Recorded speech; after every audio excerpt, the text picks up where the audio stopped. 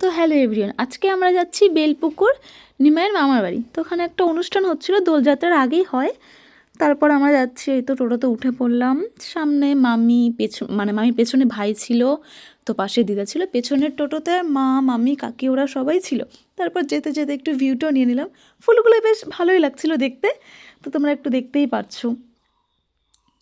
তো মন্দিরটা বন্ধ ছিল, তো আমরা মন্দিরের সামনে দাঁড়িয়েছিলাম। তো দেখো পদ্ম পাতায় ব্যাঙ, তারপরে ছোট্ট একটা কচ্ছপ, কি কিউট কচ্ছপটা দেখতে। তো আমরা সব একটু ভিডিও ক্লিপ নিয়ে নিলাম, যেহেতু মন্দিরটা বন্ধ।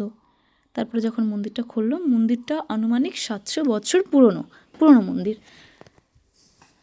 এটা হচ্ছে কি নিমের আসল মন্দির। তো মানে এই মন্দিরটার সামনে সেরকম একটু জায়গা নেই বলে, তো এখানে পরে স্থাপিত করা হয়েছিল। সব মায়াপুরে প্রভুরা এসেছিল, কীর্তন হয়, প্রতিদিনই হয়। তারপরে মন্দিরের সামনে দোকানপাটটা বসেছিল, ক্লিপের দোকান, মানে যাবতীয় যা যা একটা দোকান দরকার, বেশ ভালোই। তো মামি, মা ওরা সব একটু দেখছিল। এগুলো হচ্ছে তুলসীর মালা, মানে ঠাকুরের যাবতীয় যত জিনিস ছিল, তিলক, চন্দন, মানে সমস্ত কিছু, জামা থেকে শুরু করে সব কিছুই ছিল। সবাই এখানে একটু নাচ গান